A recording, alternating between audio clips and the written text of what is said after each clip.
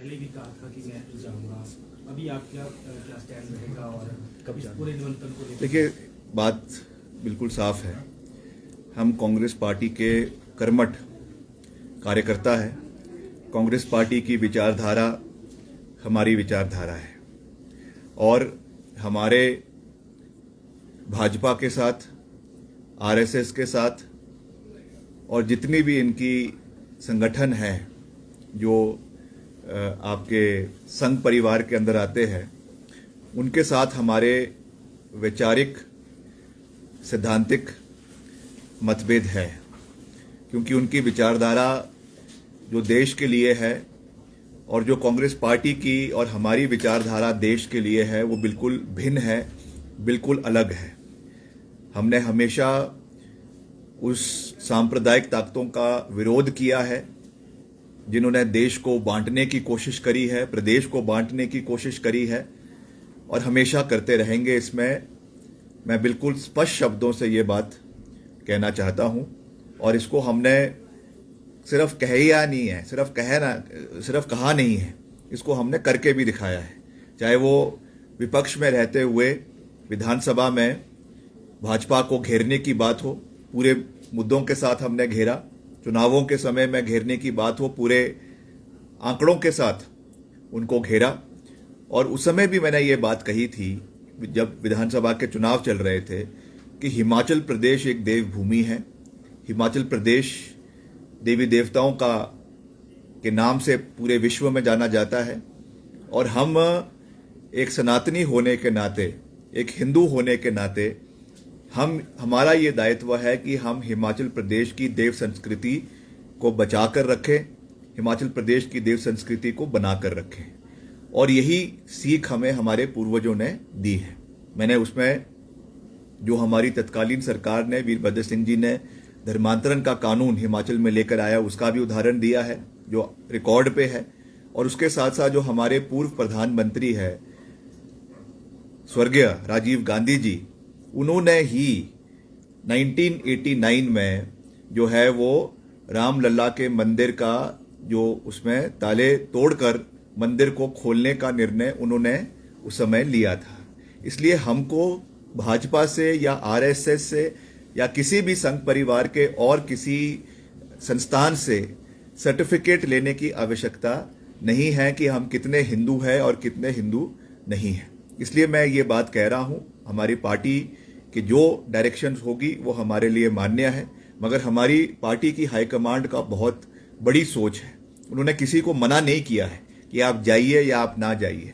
उन्होंने अपनी बात रखी है, राजनीतिक रूप से रखी है, एक सोच के साथ रखी है। हम उसका मान सम्मान करते हैं, मगर हम जाएंगे जब जाएंगे। मैं ये नहीं कह रहा हूं कि उसी दिन जाना है।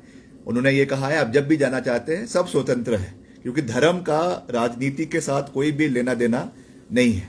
धर्म अपनी जगह है और राजनीति अपनी जगह है। इसलिए हम जाएंगे भी, जब भी जाना होगा हम जाएंगे। और राम मंदिर ही नहीं, हम और भी जितने भी मंदिर देश के अंदर है, चाहे वो आपका उड़ीसा में जगन्नाथपुरी है, चाहे महाकाल मंदिर इंदौर के अंदर है, चाहे तिरुपति का बालाजी मंदिर है, चाहे द्वारका मंदिर गुजरात में है, हर जगह हम समय समय पर जाते भी आए हैं, पहले भी जाते आए हैं और आगे भी जाते रहेंगे। मगर इसमें भी कोई दो राय नहीं है कि राम मंदिर हमारे लिए, सभी हिंदुओं के लिए, देश के लिए एक गर्व का पल है और इसे किसी राजनीतिक दृष्टि से देखने की आवश्यकता नहीं है। और जैसा मैंने कहा कि आरएसएस और विश्व हिंदू परिषद या जितने भी संघ परिवार के सोच है, उस सोच से हम बिल्कुल भी उसके साथ मेल नहीं खाते हैं, मगर फिर भी हम हिंदू हैं और हमारी उतनी ही आस्था राम भगवान में है जितनी किसी और की है।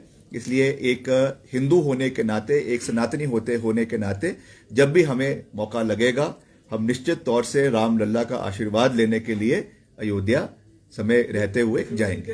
22 जनवरी की बात है, जो खास पल है, उसमें आप जाएंगे या नहीं? पल तो सारे खास होते हैं। पल आगे भी खास है, बाद में भी खास है। मन के अंदर श्रद्धा होनी चाहिए। आपके मन के अंदर श्रद्धा ना हो, केवल दिखावा हो, केवल ढोंग हो और आप 22 तारीख को वहां पहुंच जाए और मन पवित्र ना हो, तो उसका कोई फायदा नहीं है। मन साफ होना चाहिए, चाहे आप पहले दिन जाए, चाहे आप आखिरी दिन जाए, मगर सच्ची श्रद्धा के साथ जाए और सच्ची सोच के साथ जाए। मैं समझता हूं वो ज्यादा महत्वपूर्ण है।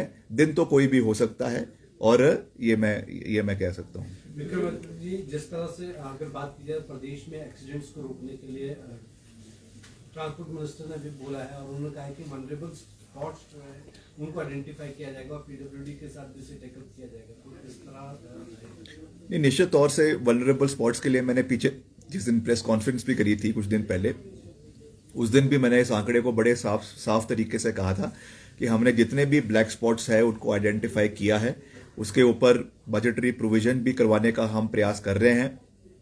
पीछे मैं कुछ दिन पहले जब हम जिंजैली जा रहे थे तो करसोग के रास्ते में एक बड़ी दुखद घटना जो है हुई थी, और काफ़ी लोगों की, महिलाओं की वहाँ मृत्यु हो गई थी। मैंने तुरंत आदेश दिए, और मुझे खुशी है पिछले कल मैं करसोग गया था तो वहाँ पे जो है वो आपके क्रैश बैरियर लगाने का काम पूरा हो चुका है।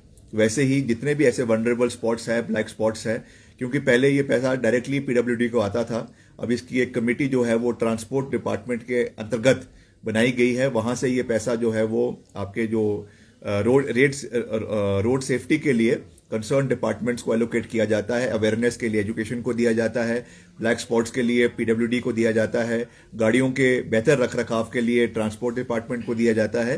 तो जितना भी एलोकेशन वहाँ से होगा उससे हम सड़कों की सुरक्षा पे प्राथमिकता पे पहले भी कार्य करते आए हैं, और आगे भी जितने भी ऐसे वल्नरेबल स्पॉट्स पूरे प्रदेश के अंदर है, करीबन 500 या 550 स्पॉट्स है, उन पे हम जो है काम कर रहे हैं।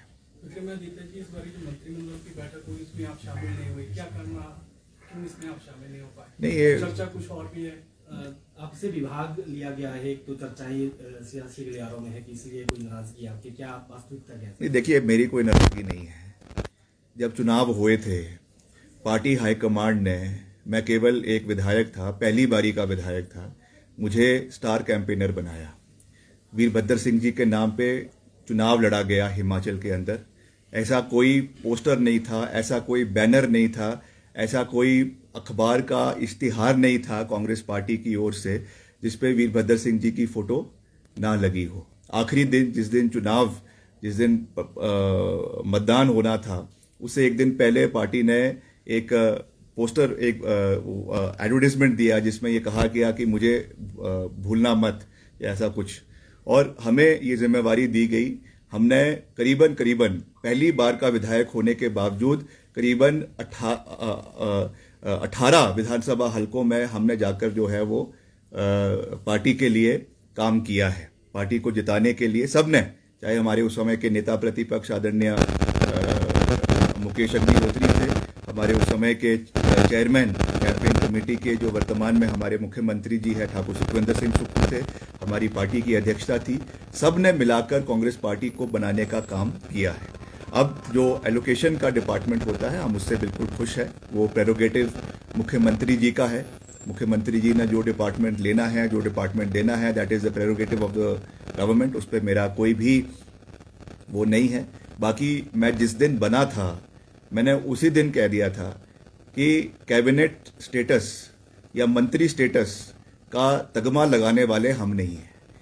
व्यक्ति जो है वो अपने कर्मों से जाना जाता है। कितने पोर्टफोलियोज किसके पास है, या किसके पास कोई वो है, कोई स्टेटस है कैबिनेट का या नहीं है, ये चीज़ें ज़्यादा लंबे समय तक नहीं चलती। गवर्नमेंट सरकारें आती है, सरकारें जाती है, मगर हमें अपनी लोगों के साथ जो है वो अपना एक कनेक्ट बना के रखना चाहिए। और मुझे ऑन रिकॉर्ड कह रहा हूं, मुझे इससे कोई आपत्ति नहीं है। ये मुख्यमंत्री जी का विशेष अधिकार है, हम उनका बहुत मान सम्मान करते हैं। जो उन्होंने जिम्मेवारी हमें दी उसको हमने बेहतरीन तरीके से निभाने का प्रयास किया। और पीडब्ल्यूडी में भी पिछले एक साल में जो आपदा के समय में जितना हमसे हो सका हमने मिलकर उस पर काम किया। एक साल में जितना एज स्पोर्ट्स मिनिस्टर मैं कर सका हमने किया, मगर उसमें बहुत सी चीज़ें थी जिसको हम अभी इम्प्लीमेंट नहीं कर पाए क्योंकि फाइनेंशियल क्रंच बहुत था प्रदेश में और आपदा का समय था। मगर फिर भी अब जिसको भी ये मंत्रालय दिया गया है मैं उनको शुभकामनाएं देता हूं। उनके साथ भी मैं बैठकर चर्चा करूंगा और इसके ऊपर भी जो भी युवाओं के उत्थान के लिए, खिलाड़ियों के उत्थान के लिए, क्योंकि नशा एक बहुत बड़ा समस्या प्रदेश के अंदर बना हुआ है, इसलिए उसके लिए युवा जो खेल मंत्रालय है बहुत महत्वपूर्ण है युवाओं को नशे से दूर करने के लिए। तो उसमें जो भी सहयोग मैं अपनी ओर से दे सकता हूं उनको मैं देता रहूंगा। और इसी तरीके से हम मिलकर हिमाचल को आगे ले जाने में अपना योगदान देते रहेंगे। सर, शिक्षक अस्थायी शिक्षक भर्ती को मंजूरी कैबिनेट ने दी है।